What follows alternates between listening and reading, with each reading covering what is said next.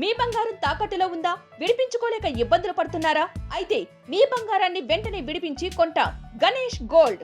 మీరు సంప్రదించాల్సిన ఫోన్ నంబర్లు 9160-266-916, 8712619507. సీఎం రేవంత్ రెడ్డి ఢిల్లీకి వెళ్లారు. ఈ పర్యటనలో సీఎం రేవంత్ రెడ్డి ఇవాళ పలువురు కేంద్ర మంత్రులతో సమావేశం కానున్నారు.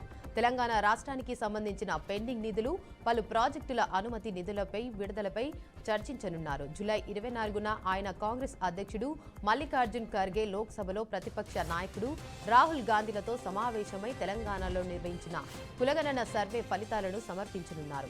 బీసీలకు 42% రిజర్వేషన్ అమలుపై వివరణ ఇవ్వనున్నారు.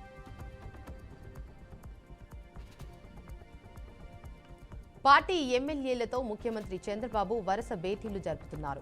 నరసరావుపేట, పాతపట్నం ఎమ్మెల్యేలతో ముఖ్యమంత్రి చంద్రబాబు నాయుడు సమావేశమయ్యారు. రోజువారీ స్కెడ్యూల్లో ఎంత బిజీగా ఉన్నప్పటికీ రోజుకు 2-3 ఎమ్మెల్యేలతో ముఖ్యమంత్రి సమావేశం అవ్వాలని నిర్ణయించారు. పార్టీని బలోపేతంపై ఇప్పటి వరకు 18 మంది ఎమ్మెల్యేలతో ముఖ్యమంత్రి సమావేశమయ్యారు. పార్టీ బలోపేతం, నియోజకవర్గంలో సమస్యలు, పరిష్కారాలు, పార్టీ పదవులపై వంటి ప్రధాన అంశాలు అజెండాగా భేటీ జరగనుంది. నియోజకవర్గాల్లో సుపరిపాలన తొలి అడుగు కార్యక్రమం జరుగుతున్న తీరు, ప్రజల నుంచి అందుతున్న ఫిర్యాదులను కూడా అడిగి తెలుసుకోనున్నారు. రాష్ట్ర ప్రభుత్వం చేపట్టిన socio economic, educational, employment, political and caste సర్వేను దేశంలోనే చారిత్రాత్మకమైన చర్యగా డిప్యూటీ సీఎం భట్టి విక్రమార్క అభివర్ణించారు. తెలంగాణలో నిర్వహించిన ఈ సర్వేను ఉదాహరణగా చూపిస్తూ రాహుల్ గాంధీ ఒత్తిడి వల్ల కేంద్ర ప్రభుత్వం కూడా దేశంలో జనాభా లెక్కలతో పాటు కులగణనకు ముందుకు వచ్చిందన్నారు. బీసీలకు 42% రిజర్వేషన్లు కల్పించేందుకు రూపొందిన బీసీ బిల్లు రాష్ట్రంలోని విపక్ష పార్టీల ఆమోదంతో అసెంబ్లీలో ఆమోదం పొందిందని అన్నారు. ఆంధ్రప్రదేశ్లో జిల్లాల పేర్లు మార్పుపై కేబినెట్ సబ్ కమిటీ ఏర్పాటు అయింది. సభ్యులుగా మంత్రులు అనగాని సత్యప్రసాద్, నారాయణ, అనిత, జనార్దన్ రెడ్డి, రామానాయుడు, నాదెండ్ల సత్యకుమార్ ఉంటారు. ప్రజల విజ్ఞప్తులపై సమగ్ర అధ్యయనం చేసి కమిటీ నివేదిక సమర్పిస్తుంది. సబ్ కమిటీ నివేదిక ఆధారంగా జిల్లాల మార్పుపై నిర్ణయం తీసుకుంది. ప్రాంతీయ హక్కులకు ప్రాధాన్యత ఇవ్వాలని సబ్ కమిటీకి ప్రభుత్వం సూచించింది. 1 కోటి మంది మహిళలను కోటీశ్వరులను చేస్తాం అని మంత్రి శ్రీధర్ బాబు అన్నారు. గత 10 సంవత్సరాల కాలం ఉన్న ప్రభుత్వం మహిళల సంక్షేమం, విద్య, వైద్యం మరచిపోయిందన్నారు. మహిళా సంఘాలకు వడ్డీ లేని రుణాలను ఇస్తున్న ఘనత కాంగ్రెస్ ప్రభుత్వానిదన్నారు. ఆత్మస్థైర్యంతో ఎదుగుతున్న మహిళలందరికీ శుభాకాంక్షలు తెలిపారు. మహిళా సంఘాలు సమీక్షిగా ఉండి పరిశ్రమలను ఏర్పాటు చేసుకోవాలన్నారు. రంగారెడ్డి జిల్లా షాద్నగర్ పట్టణంలో ఇందిరా మహిళా శక్తి సంబరాలు ఏర్పాటు కార్యక్రమంలో ఆయన ఈ వ్యాఖ్యలు చేశారు. గాలిలో కలిసింది వైసీపీనే అని, ఆ విషయాన్ని మాజీ మంత్రి రోజా గుర్తించాల్సిన విషయం అని మంత్రి అనగాని సత్యప్రసాద్ అన్నారు. 2019 ఎన్నికల్లో ప్రజలు వైసీపీపై విశ్వాసం పెట్టి 151 సీట్లతో గెలుపు సాధించారు. జగన్ పాలనలో రాష్ట్రంలో అరాచకం పరాకాష్ఠకు చేరినట్లు మంత్రి సత్యప్రసాద్ వ్యాఖ్యానించారు. అందుకే 2024 ఎన్నికల్లో వైసీపీ కేవలం 11 సీట్లకు పరిమితమైందన్నారు. ప్రజలు వైసీపీ అరాచకాలను, అకృత్యాలను గుర్తించి 93% రేటింగ్తో కూటమిని గెలిపించారని పేర్కొన్నారు. టీటీడీ చైర్మన్ బీఆర్ నాయుడు ధర్మ ప్రచార పరిషత్ కార్యాచరణల కరపత్రాన్ని విడుదల చేశారు. ఈ కార్యక్రమంలో 142 మంది కాంట్రాక్ట్ డ్రైవర్లను రెగ్యులర్ చేయడానికి ప్రభుత్వ ఆమోదానికి బోర్డు సిఫారసు చేయడం, తిరుమలలో 3వ వైకుంఠం క్యూ కాంప్లెక్స్ నిర్మాణానికి కన్సల్టెంటీ కమిటీ ఏర్పాటు, అలిపిరి ప్రాంతంలో ఆధ్యాత్మిక అభివృద్ధి కోసం కన్సల్టెన్సీ నియామకం వంటి కీలక నిర్ణయాలు తీసుకున్నారు. టీటీడీలో సైబర్ నేరాలను నివారించేందుకు సైబర్ సెక్యూరిటీ ల్యాబ్ ఏర్పాటు, అన్ని కార్యాలయాలను ఒకే భవనంలో కేంద్రీకరించడం కోసం పరిపాలన భవనం నిర్మాణం, ఒంటిమిట్ట కోదండ రామాలయంలో అన్నప్రసాద వితరణకు ₹4.35 కోట్ల నిధులు మంజూరు చేయడం వంటి అంశాలపై కూడా చర్చ జరిగింది. యాదాద్రి భువనగిరి జిల్లా కలెక్టర్ కార్యాలయం ఎదుట ఎస్ఎఫ్ సిపిఐ ఆధ్వర్యంలో తమ డిమాండ్లను నెరవేర్చాలని ధర్నా చేపట్టారు. తమకు న్యాయం చేయాలని, కలెక్టర్ బయటకు రావాలని నినాదాలు చేశారు. కలెక్టర్ ఆఫీస్ ప్రాంగణంలోకి వెళ్లడానికి గేటు ఎక్కేందుకు ప్రయత్నించగా పోలీసులు విలువరించారు. ఈ నేపథ్యంలో పోలీసులకు విద్యార్థులకు మధ్య తోపులాట జరిగింది. దీంతో కలెక్టరేట్ ఆవరణలో కొద్దిసేపు ఉద్రిక్తత వాతావరణం చోటు చేసుకుంది. అనంతరం విద్యార్థులను పోలీసులు తమ వాహనంలో పోలీస్ స్టేషన్కు తరలించారు. ఉమ్మడి నెల్లూరు జిల్లా గూడూరు పట్టణం తిలక్ నగర్లో మేము సైతం షో ద్వారా తన సొంత నిధులతో నిర్మించిన దివ్యాంగురాలు ఉషా ఇంటిని సినీ నటి మంచు లక్ష్మి సందర్శించారు. కాసేపు పిల్లలతో ముట్టించి యోగా క్షేమాలు తెలుసుకున్నారు. ఈ సందర్భంగా దివ్యాంగురాలు ఉషా రైలు ప్రమాదంలో కాలు కోల్పోయిందని మంచు లక్ష్మి తెలిపారు. ఉండటానికి ఇల్లు లేక చిన్న బిడ్డలతో రోడ్డుపై ఉంటున్నామని మేము సైతం షో ద్వారా తెలియడంతో తన సొంత నిధులతో కట్టించారు. ఇంటిని సందర్శించి సేవ చేసేందుకు భగవంతుడు మంచి అవకాశం ఇచ్చారని భగవంతుడికి థ్యాంక్స్ చెప్పారు. ప్రకాశం జిల్లా ముండ్లమూరు మండలంలోని గ్రామాల్లో పారిశుద్ధ్య పనులపై ప్రత్యేక శ్రద్ధ వహించాలని జిల్లా కలెక్టర్ తమీం అన్సారియా అన్నారు. మండలంలోని పూరిమెట్ల, కెల్లంపల్లి, పెద్ద ఉల్లగల్లు గ్రామాలను కలెక్టర్ సందర్శించారు. పారిశుద్ధ్య నిర్వహణ P4 విధానంలో నీడ్ బేస్డ్ ప్రాథమిక సర్వే తీరును పరిశీలించి వివరాలను అధికారులను అడిగి తెలుసుకున్నారు. తొలుత జిల్లా కలెక్టర్ పూరిమెట్ల గ్రామాన్ని సందర్శించి పారిశుద్ధ్య నిర్వహణను పరిశీలించారు. ప్రతిరోజు డిప్యూటీ ఎంపీడీఓలు, పంచాయతీ కార్యదర్శులు క్షేత్రస్థాయిలో పర్యటించి పారిశుద్ధ్య నిర్వహణపై ప్రత్యేక శ్రద్ధ వహించాలని అధికారులను ఆదేశించారు. డోర్ టు డోర్ చెత్త సేకరణ నిర్వహణ సక్రమంగా నిర్వహించాలని, సేకరించిన చెత్తను ప్రాసెస్ చేయాలని సూచించారు. పారిశుద్ధ్య నిర్వహణలో అలసత్వం వహించిన అధికారులపై చర్యలు తీసుకోవడం జరుగుతుందని జిల్లా కలెక్టర్ స్పష్టం చేశారు. ప్రకాశం జిల్లా ఒంగోలులో మరోసారి ఫ్లెక్సీల వివాదం రేగింది. మాజీ మంత్రి బాలినేని శ్రీనివాసరెడ్డి ఫోటోలతో ఏర్పాటు చేసిన deputy CM Pawan Kalyan cinema Harihara Veeramallu ఫ్లెక్సీలను మున్సిపల్ కార్పొరేషన్ సిబ్బంది తొలగించారు. ఒంగోలు నగరంలో మాజీ మంత్రి బాలినేని శ్రీనివాసరెడ్డి ఫోటోలతో హరిహర వీరమల్లు ఫ్లెక్సీలు వెలిశాయి. గత వైసీపీ ప్రభుత్వంలో మంత్రిగా పనిచేసిన బాలినేని ఏడాది క్రితం జనసేనలో చేరారు. అయితే బాలినేని జనసేనలో చేరికని గత కొంతకాలంగా ఒంగోలులో టీడీపీ, జనసేన క్యాడర్ వ్యతిరేకిస్తున్నారు. వైసీపీలో బాలినేని ఉన్న సమయంలో టీడీపీ, జనసేన నాయకులు, కార్యకర్తలపై అక్రమ కేసులు పెట్టి వేధించారన్న ఆరోపణలు ఉన్నాయి. ఈ నేపథ్యంలో టీడీపీ, జనసేన నాయకులు ఫోటోలతో బాలినేని అనుచరులు ఎప్పుడు ఫ్లెక్సీలు వేసినా ఇరు పార్టీ శ్రేణులు బగ్గుమంటున్నాయి. ప్రకాశం జిల్లా గిద్దలూరు మున్సిపాలిటీలో పారిశుద్ధ మున్సిపల్ కార్మికుల సమ్మె 7వ రోజుకు చేరింది. సమ్మె సందర్భంగా పారిశుద్ధ కార్మికులు తమ విధులను బహిష్కరించి నిరసన వ్యక్తం చేస్తూ పంగనామాలు పెట్టుకుని నిరసన ర్యాలీ నిర్వహించారు. ఈ సందర్భంగా కూటమి ప్రభుత్వం తమ డిమాండ్లను వెంటనే పరిష్కరించాలని వారు తెలిపారు. గత 7 రోజుల నుంచి సమ్మె చేస్తున్నా కూడా ప్రభుత్వం నిమ్మకు నీరున్నట్టు వ్యవహరిస్తుందని, ఇప్పటికైనా ప్రభుత్వం స్పందించి తమ నాయకులను చర్చలు పిలిపించి న్యాయపరమైన డిమాండ్లను వెంటనే పారిశుద్ధ కార్మికులు డిమాండ్ చేశారు. కృష్ణా జిల్లా పామూరు నియోజకవర్గంలో హరిహర వీరమల్లు మూవీ విడుదల సందర్భంగా జనసేన పార్టీ సమన్వయకర్త తాడిశెట్టి నరేష్ పూజా కార్యక్రమాన్ని నిర్వహించారు. నియోజకవర్గంలోని పామర్రు మండలం ఉండ్రపూడి అడ్డ రోడ్డులో ఉన్న శ్రీ వీరాంజనేయ స్వామికి పట్టు వస్త్రాలను సమర్పించారు. అనంతరం స్వామికి ప్రత్యేక పూజలు, కార్యక్రమాలు నిర్వహించారు. పవన్ కళ్యాణ్ డిప్యూటీ సీఎంగా కూటమిలో ఆయనకు ఇచ్చిన పదవికి దేశంలోనే 2వ స్థానం సాధించిన వ్యక్తి అని నరేష్ అన్నారు. ఈ ఏడాది కాలంలో మొట్టమొదట విడుదలవుతున్న Harihara Veeramallu blockbuster movie ఈ నెల 24 విడుదలవుతుందని, భారతదేశంలోనే ఒక చరిత్ర సృష్టించే ఒక సందేశాత్మకమైన చిత్రంగా నిలబోతుందని ధీమా వ్యక్తం చేశారు. అల్లూరి సీతారామరాజు జిల్లా పెదబయలు మండలంలో పోలీస్ సిబ్బంది వాహనములు తనిఖీ నిర్వహించారు. కేజీబీబీ స్కూల్ వద్ద ఉన్న మెయిన్ రోడ్డుపైన వాహనాలు తనిఖీలు చేస్తుండగా అనకాపల్లి జిల్లా మీదుగా షోలాపూర్ మహారాష్ట్రకు వెళ్తున్న 2 ఏపీకి చెందిన వాహనాలలో తనిఖీలు చేశారు. అయితే వాహనాలలో సుమారు 560 కేజీల గంజాయి గుర్తించిన పోలీసులు స్వాధీనం చేసుకుని ఓ వ్యక్తిని పట్టుకున్నారు. మరో 4 నిందితులను పరారీలో ఉన్నట్లు పోలీసులు తెలిపారు. ఇక స్వాధీనం చేసుకున్న విలువ సుమారు 28 లక్షల రూపాయలు ఉంటుందని పోలీసులు వెల్లడించారు. ఎన్డీపీఎస్ కేసు నమోదు చేసిన పోలీసులు నిందితుడిని రిమాండ్కు తరలించారు. పరారీలో ఉన్న వ్యక్తులను కోసం గాలింపు చర్యలు చేపట్టామని పోలీసులు తెలిపారు. ముగ్గురు విద్యార్థులకు విద్యుత్ షాక్తో స్వల్ప గాయాలైన ఘటన మహబూబాబాద్ జిల్లాలోని గిరిజన బాలుర ఆశ్రమ పాఠశాలలో చోటు చేసుకుంది. వర్షం భారీగా కురవడంతో పాఠశాలలో రేకుల కప్పుపై నీరు నిలవడంతో విద్యుత్ తీగలు తగిలి రేకులకు విద్యుత్ ప్రసారం జరిగింది. దీంతో 9వ తరగతి చదువుతున్న హేమంత్, 8వ తరగతి చదువుతున్న సాయి చరణ్, సిద్ధార్థ ముగ్గురు విద్యార్థులకు విద్యుత్ షాక్కు గురై స్వల్ప గాయాలయ్యాయి. పాఠశాల సిబ్బంది విద్యార్థులను హుటాహుటిన జిల్లా ఆసుపత్రికి తరలించి చికిత్స అందించారు.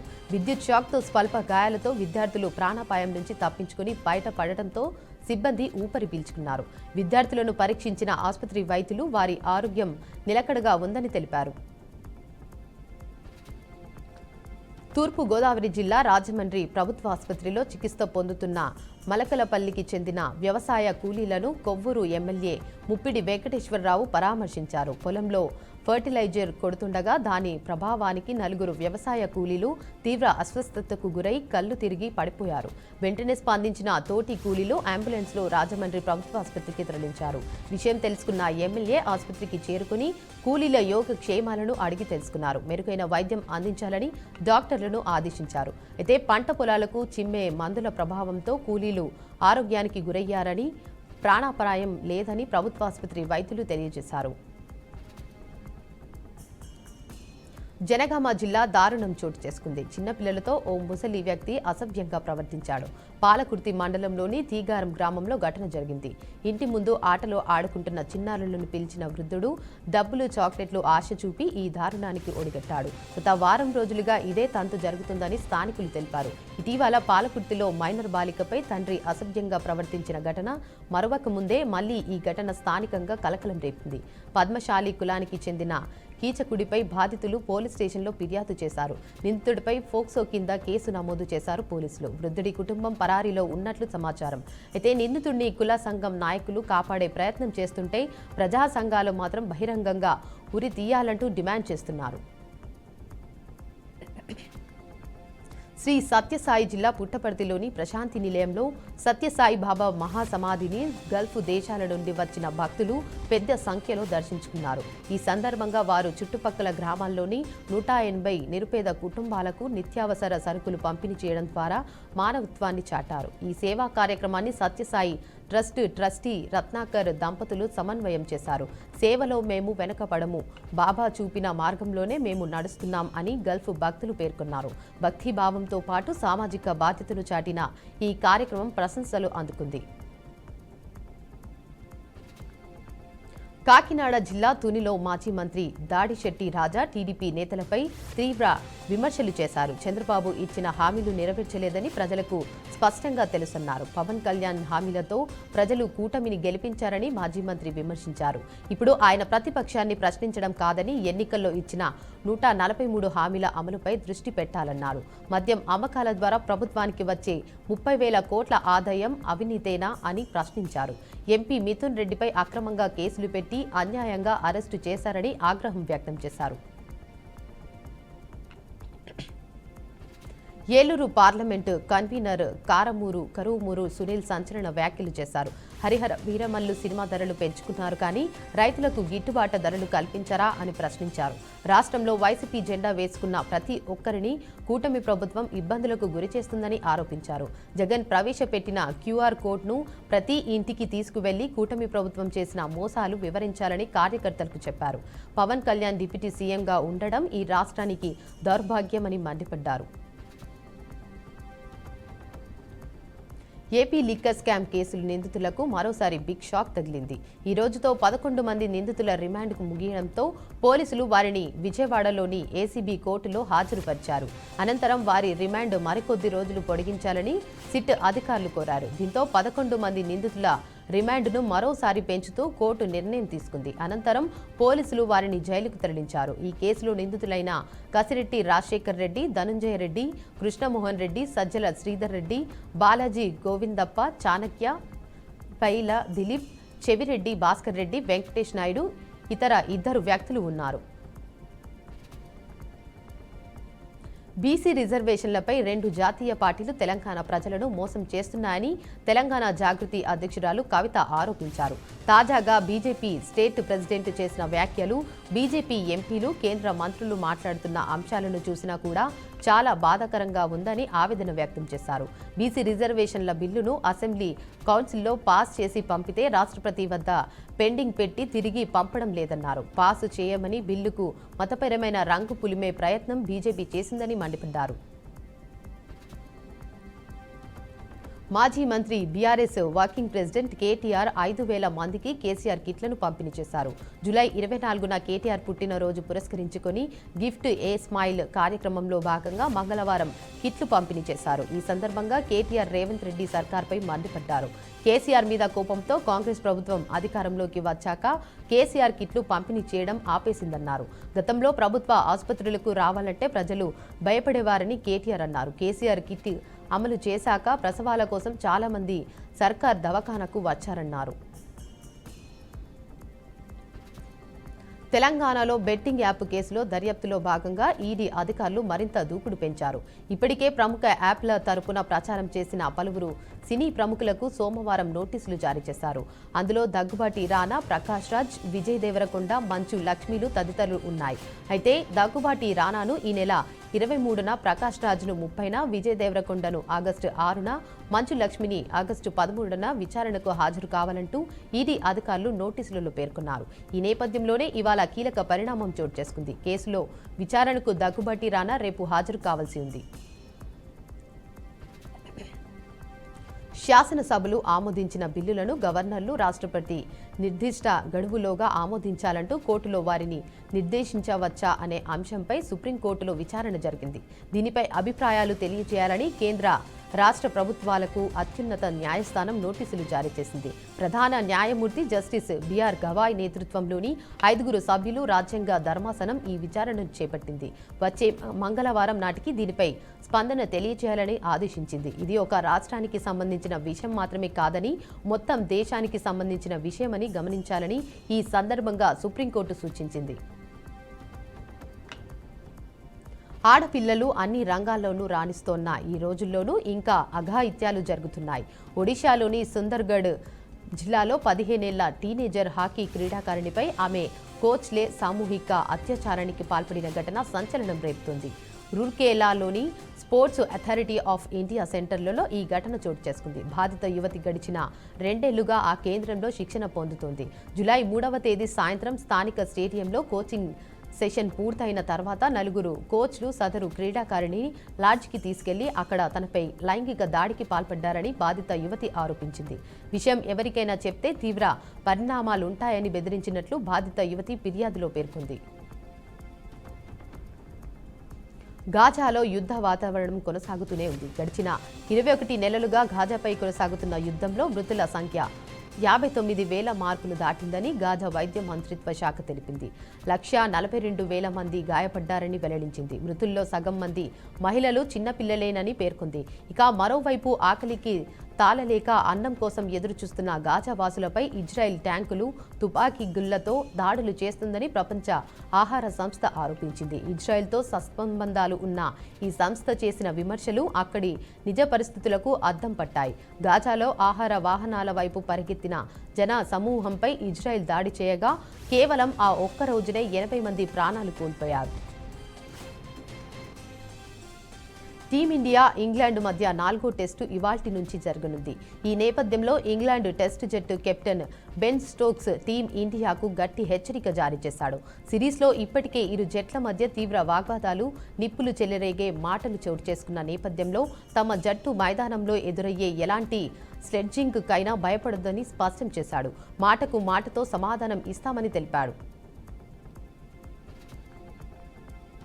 బ్రిటన్కు చెందిన F-35 యుద్ధ విమానం సాంకేతిక సమస్యతో కేరళ ఎయిర్పోర్టులోనే ఉండిపోయింది. బ్రిటన్ నుంచి నిపుణులను రప్పించిన, మరమ్మతులు చేయించినా ఫలితం లేకుండా పోయింది. 5 వారాలుగా తిరువనంతపురం విమానాశ్రయంలోనే ఉండిపోయింది. తాజాగా ఈ యుద్ధ విమానం గాల్లోకి లేచింది. బ్రిటన్ నుంచి వచ్చిన నిపుణులు విమానంలో ఏర్పడిన సమస్యను గుర్తించి మరమ్మతులు చేశారు. దీంతో 5 వారాల తర్వాత ఈ యుద్ధ విమానం గాల్లో ఎగిరింది. విజయవంతంగా గాల్లోకి ఎగరడంతో ఈ విమానాన్ని బ్రిటన్కు తరలించినట్లు అధికారులు తెలిపారు.